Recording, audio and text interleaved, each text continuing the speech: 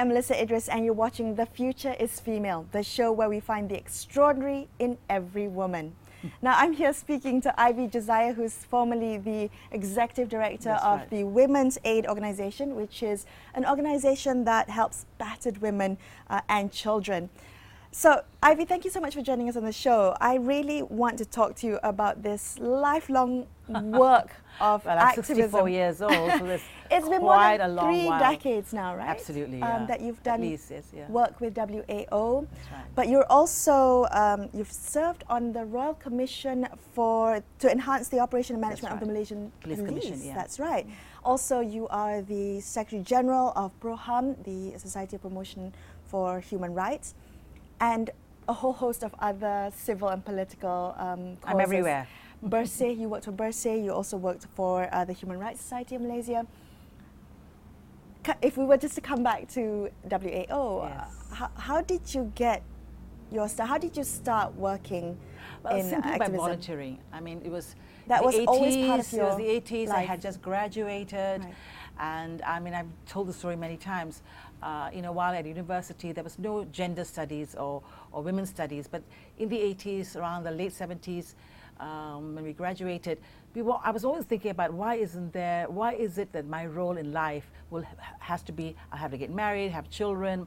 My parents were already trying to arrange for a marriage and all of that. I always questioned that. So when my friend Ambiga at that time, we were both in school in Convent Bukit Nanas. And Ambiga Srinivasan. So she, when we graduated respectively from, she from UK and I from Malaysia, she said, hey, there's a group called Women's Aid, and they've reached out to women lawyers and volunteers to help them. It's a shelter. So we went for the first volunteer meeting, and that was it. I knew I was home. Because in that meeting, we were talking about power, patriarchy, feminism. Why do men beat their wives? Why do men feel that they have a right to control us? And all those questions I had on a personal basis about why my role in life is secured and being created and monitored and almost dictated by my family, it all came home to understand that we as women were really under the control of society, parents, brothers, and well, the community as such, right? So I learned about feminism, I learned about patriarchy, and that at the end of the day, when it comes to domestic violence, it is not being an alcoholic, it's not being that he had problems with money. At the end of the day, the man in the family, that husband, feels that he has a right to discipline his wife. And it comes out in the form of beatings. It may come out the way you dress. It will be like, I don't want you to be friends with this family. I don't want to be friends with that particular person. Don't work late. The control that a man has over his children, over his wife and a family, that can lead to abuse. So I finally understood why, even as a young girl, my parents loved me, but they were trying to control me constantly. Right. So you decided to help women who had faced this. Now, I remember reading that you were credited of having helped put domestic violence on the national agenda. So Women's Aid did that. Yes. So there you go. Helping the country recognize that they needed to help women who are battered. Because there was resistance. How did you get to, in a small way, change the system? The big patriarchal system? Well, we had the help of a lot of people. First of all, the shelter itself and the women who came, who were brave enough and courageous enough to leave their homes and share their stories. We had the media helping us to explain. We had lots of newspaper articles and a series and columns around domestic violence. We were very organized in our advocacy. We would go and talk to every agency. We knew there was a resistance. It first came up to say, the first resistance was that, well, domestic violence is not right. But then again, when it comes to Muslim families, let's not apply that to Muslim families because the husband has a right to discipline his wife. Right. But actually that right is also with Hindu families and Christian families. They wanted the law to only apply to non-Muslim families. But and that's where the movement came in. The women were very clear, women's rights activists were very clear, everybody has to enjoy this law. So what we did was to go and talk to the Pejabat Islam, the Islamic bodies. We went and spoke to the AGC. So you engaged them? And we engaged with everybody. It took us 9 years, right? Oof. And we would have a lot of public education events and programs. Together, we're talking to different agencies so we get the buy-in. So finally, when a minister, this is Napsia Omar, when we had the right minister at the right time who said, I am going to table this to the cabinet, wow. and I'm going to table it at So in this is the Parliament. passing of the Domestic Violence Act in 1994. 1994. And yet there was resistance. There was resistance still. The law wasn't implemented. 2 years later, we were like, where's the law? Why aren't we using this? So we finally went So and you did put pressure on it. protest. Okay. We did a protest. We came out at the front headlines of, of every newspaper, a motley group of women, about 30 of us. I mean, those days, come on, 1996. You're still afraid of being put under the ISA at that time, right? Yeah. So we did it. We held a banner to say, implement the Domestic Violence Act now. And you could see the media also helping us. The media had lead stories, Move It Minister, because it was a different minister at that time. And so I think it was not an effort by an individual, but really from all the different groups. So have you had to change your approach, Ivy, over the years? I mean, you talk about this concerted approach, right? The communication is important, engagement is important. Has that had to change throughout, your work, not just with WAO, but then also moving on, even with Berita and all that? Has the approach had to change in the way you dealt with authorities, in the way you dealt with the religious bodies? I think it's the same. It's very much the same in the sense that, like for example, authorities. I'm glad you brought up authorities. So the police, for instance, right? So why was it that a group like Women's Aid Organization, why were we so involved in Berita, civil and political rights? Why were we involved in rallies against the ISA? Do you see an overlap? And I saw the connection this way. The way I saw it is because when we tell women, come out of violent homes, we seem to have a moral imperative to say, you have a right to be free. But when it comes to the police, when they don't do their work, the moment you say something like, the police are not doing their work, they're turning women away, then at the same time you're very scared. You think, oh my goodness, they're going to close the shelter, right? And Irene Xavier, who was an ISA detainee, said to us, if we do that, if you start being afraid of the police, then you are like a battered wife. You are basically, your husband is the policeman who is battering you, and if you don't stand up to the police, what right do we have to tell women to stand up to their families or to their husbands? And the penny dropped for me, Melissa. It just completely dropped. And I said, of course. I mean, you can feel fear, but isn't courage about overcoming that fear? So that is why we went and protested, knowing that we may be jailed or we may be, it was a terrible time, but people didn't do protests. And eventually, of course, as we became more and more aware, we realized that really it's not about women's rights, it's about civil and political rights too. It's linked. Women's freedom to choose, to bring about law reform and so on, deals with the parliament. And if we have a parliament that is controlled by only one political party, and we have a voting system, an electoral system which is so flawed, then we're never going to get what we want, equality in all areas. So that is why Berita then became more and more infectious, became bigger and bigger, from a crowd of 5,000 to 500,000, getting onto the rally. I was in charge of the programs on the ground. And it was really, I mean, of course, when you're standing there and you see the red shirts marching towards you, and you're thinking, oh no, there's going to be bloodshed. But you just feel the crowd, you feel the group, you feel the individuals who are there all the time, supporting you, or at that time when they're throwing gas at you and you're tearing up and you're running down trying to get some cover and to get some water into your eyes because you're smarting, your eyes are smarting, and you see these boys and men and women and men who are just lined up on the streets, just giving you water, giving you side salt. by side, Oh that solidarity. What an amazing feeling of solidarity, that you're not alone. So that is one of the things I love about working with civil society. We're not alone, we're in this together. So yeah, sometimes there's only a group of 10 people who turn up, sometimes it's about 500,000, but you're never alone, And it was important to change every aspect of the government, not just women's rights, but civil and political rights too.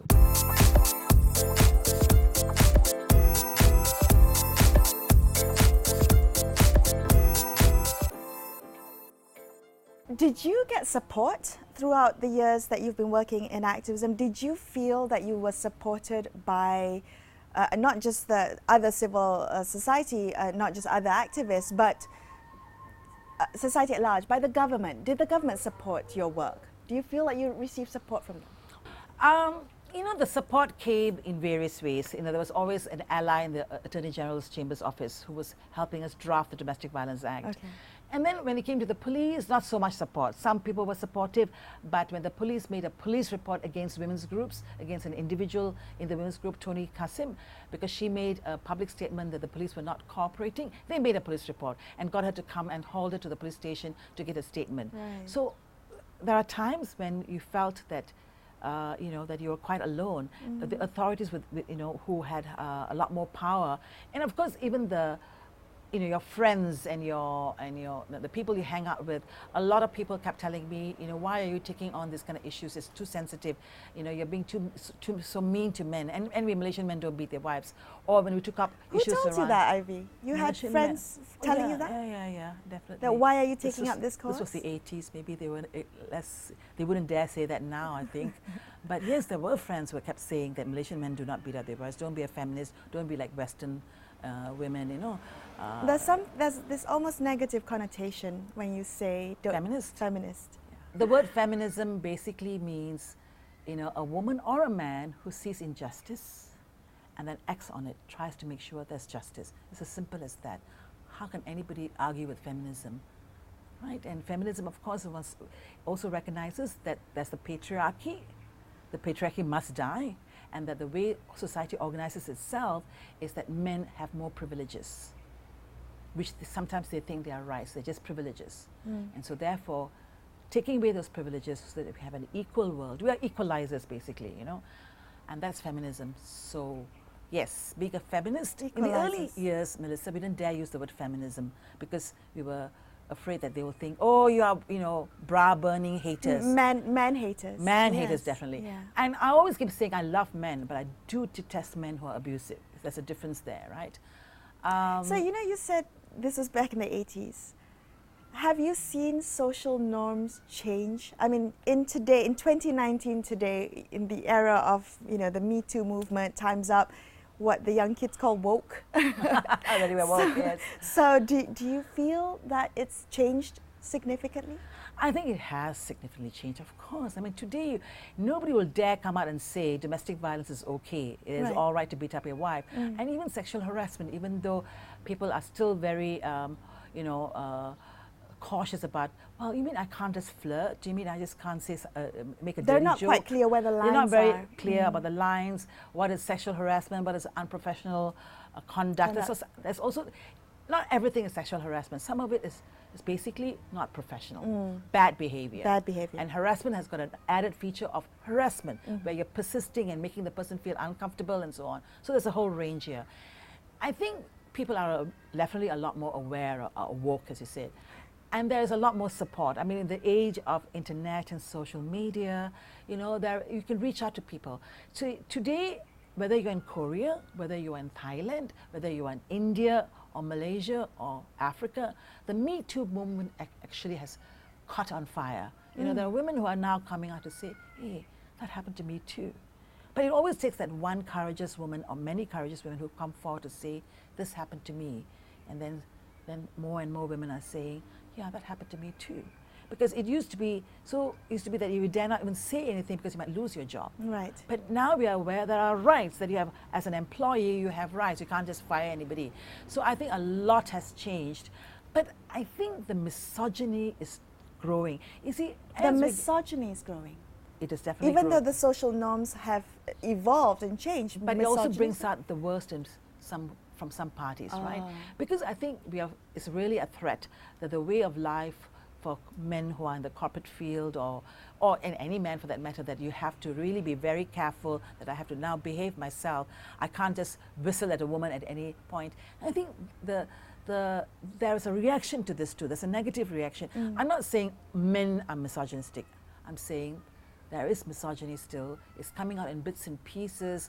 It's coming out when you're being trolled by, you know, when you're a woman leader. It's coming out differently now. Online, it's coming out online. Cyberbullying. Cyberbullying, you know, calling women all kinds of names. And because we are really, really needling and we are really being effective and we're bringing about some kind of change, there's going to be a reaction. Of course, people just don't give up their privileges just like that, right? And also, I think a lot of men don't want to admit that they need to change their behavior. How do we get men involved? How do we get men to be feminists, to be part, to think of gender equality as second nature? Yeah, that's that's what we've been doing for the past 60 years, right? I think it really goes back to education, role models. I mean, we need to have male leaders who are role modeling, who are not behaving badly. Unfortunately, we look at Malaysia and many other parts of the world, we've got male leaders who are behaving very badly, right?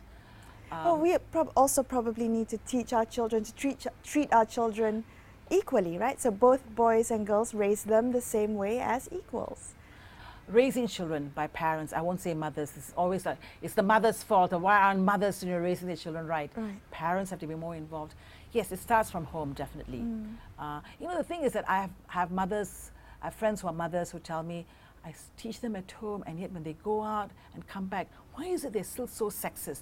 And that is to do with school, it's to do with advertisements, it's popular culture. It's everything, all these messages that you're getting. So you can be raising your children in a particular way, but the world outside is telling you something different. The teacher out there is telling you something different. The teacher's getting the girls to make the coffee and bring the cakes and clear up, whereas the boys are doing more manly stuff like, you know, being prefects or whatever. I mean, the point being is that the world outside tends to replicate the same stereotypes. They tend to perpetuate this role that women have to be, or girls have to be, you know, beautiful, kind, sweet, and patient. That is still being perpetuated. Do you think that it's the government's role to help change culture? The thing is, how do we change culture? You and I don't have that kind of power where we can go to every school, you know, reach into every home, give all these talks. Who controls radio? Who controls television? Who controls the narrative, really, you know? It has to start with the state itself investing. It's like, you know, when you invest in a campaign to say, eat less sugar because of diabetes, well, we have to say, you know, can you recognize that women are equal, girls are equal, you know, do not be violent. Those kinds of campaigns has to come from the government because they have the control and the resources.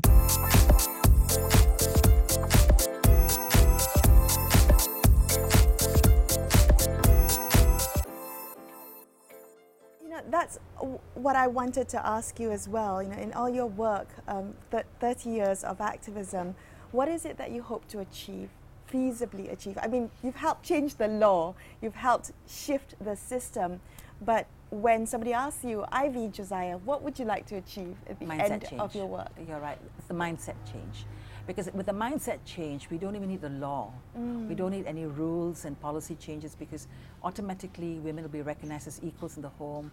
Automatically you won't get any people harassing you on the streets. You know, I want that mindset change, definitely. Because I think that's the more difficult thing to achieve because you can change a law, you can change a policy, but in the implementation, if you're still prejudiced, if you're still not very kind to women who come to you for help, if you still think, oh my goodness, why is she leaving her husband? Or why is she complaining about sexual harassment? What's wrong with her? If you see it and recognize it as that she has a right to do it and not prejudge her and judge her, that mindset change is for me very important. Are you optimistic that people can change their minds? Well, look at our country, Melissa. We changed our minds and voted a new government, didn't we? So I've seen it in my lifetime. I never thought I would ever see it in my lifetime. We have actually, you know, put democracy into place that we now know, oh, we can actually switch governments. That's a huge mindset change. Switch it peacefully, I might add. And peacefully, you know, without having to go to, and there was no, you know, we didn't resort to violence. I think it can happen, but it just cannot be one person's task. It really has to be everyone. It has to be every community, every agency, from the top to the bottom, you know. And I think more than anything else, I would like leaders, our political leaders, that I want to do. I want to put the cabinet into one room, put all the MPs in one room and really train them and get them to be more aware of what do you mean by equality. What would you say to them if you had all the politicians and you know, elected representatives all in one room? What would you want them to know? That they must not tolerate discrimination, that they must eliminate discrimination, whether it's against a woman, whether it's against LGBTIQ community, whether it's to the refugee or the migrant worker, whether it is to against poor people because we treat poor people differently, that anyone suffering discrimination, where a person is given less, when a person is seen as being less than human, that is the most important message. Discrimination should never be tolerated. As an activist, Ivy, can I get your assessment? We're almost 1 year into a new government, into the new government. So are you happy as an activist with the progress or lack thereof that you see? No, I am happy. I think we are on track. I do know there's been a lot of what they call U-turns and they're sort of succumbing to the far right. And yes, that I'm disappointed with that, very disappointed. But I'm even more, disdainful of the people who are perpetuating these lies about international treaties, who are perpetuating racism, who are perpetuating this notion that somehow race, religion, and royalty are at risk. I have more disdain for them, right? And I do know that our leaders have, for me, I want my leaders to have more courage. Lead the way. Courage is in saying, overcoming fear. Overcoming this, exactly. Yeah. They have to overcome their fear of, I'm going to lose my vote, I'm going to lose. That's right. I think people are just waiting for the leadership to say, this is okay. We are all equals. A successful Kadazan, a successful Malay, a successful Indian means we all are successful. I want that kind of rhetoric, not only rhetoric, but that kind of policy change. And before we wrap up, Ivy, I think it's important for all the topics that we've talked about, or the issues that we've talked about today. Do you think there are conversations that Malaysians are too afraid to have, or they're too uncomfortable to have? What women's rights issue do you feel has not been highlighted enough, not discussed enough? I think we don't talk enough about body shaming. Body shaming. That's right. Body shaming women. Well, and we are men. very quick to say, oh my God, you've gained weight. Or, oh my God, you've lost weight. Hey, why are you so dark, huh? You went out to the sun. Huh? We're very quick to say all those things, right? Very good at describing and trying to make sure a woman feels that she's less than perfect. I think I've noticed with young people, and I talk to young people these days, there's a lot of self-esteem issues because they are made that everybody must look like a freaking Kim Kardashian or a 5'11" model and fair and beautiful and so-called beautiful. So these days I don't even say anymore, oh, she's beautiful, because I realize what I think is beautiful, it's only like, less than 1% of women look like those models. Right. And I do not say anymore the word beautiful randomly. And those kinds of comments are often thrown out offhandedly. They're made offhanded remarks by loving relatives, who mean well. Loving relatives to say. But the impact to a young girl's self-esteem is terrible. They can don't last realize it lasts a lifetime. I mean, I've looked at my own life too. I mean, whenever I put on a little bit of weight, my mother would say, you're putting on a bit of weight. Yeah. As if we always had to be prepared to be that perfect body so that you can enter marriage, so you'll be a prize to a husband, right? I think this body shaming is something that we tend to do inadvertently. We ourselves will go, oh no, I've lost weight, I have to lose some more weight, I better not have that ice cream. And we always, and at the same time, the women are supposed to be perfect, look in a particular way, and this whole fairness and darkness thing also is another issue. I think we don't talk about it enough within our circles of friends, within our community, because I can tell you that dark Indian girls feel very discriminated. Yes. They are not given jobs, like frontline jobs because they are dark, so that is not discussed enough, and I think that's a form of control where women are made to feel less than perfect. If you look very boyish, then it's like, oh, you're a tomboy, come on, let's put some lipstick on you and some eyelashes and make you look more feminine. So there's a lot of pressure on women to look fair, to look tall, I to think be we've all been guilty of making those remarks. If not about someone else, maybe about ourselves, and maybe that can be, we can be a bit more mindful in the things that we say. But this stereotypical image of beauty has always been in the media forever. But it's just now where we have a platform to comment on each other's physical appearance. That's true. On social media, and I think that is that has been quite damaging to young girls' self-esteem and young boys. And boys too. Sorry, I must emphasize boys too, because I know of young men who tell me that they were body shamed when they were, and you know, and for men it's a different kind of thing. You're a man. Where are your muscles, right? You know, why are you have skinny? to be sporty. You're you have to be too short, too tall, and you cannot really do that. If you're short, you're short. You can't go and expand yourself, right? And some of us will never lose weight because that's the way our bodies are built. The important thing is looking healthy. It is something, it's my pet topic these days. I'm very aware of how we body shame ourselves, we body shame others, and that has definitely an impact on young women. Yeah, I completely agree. Ivy, thank you so much for talking to me today. You're It's welcome. been really such It's been a a pleasure. good chat. You've been watching The Future is Female. I'm Melisa Idris. I'm going to be back next week speaking to extraordinary women. Make sure you catch me then.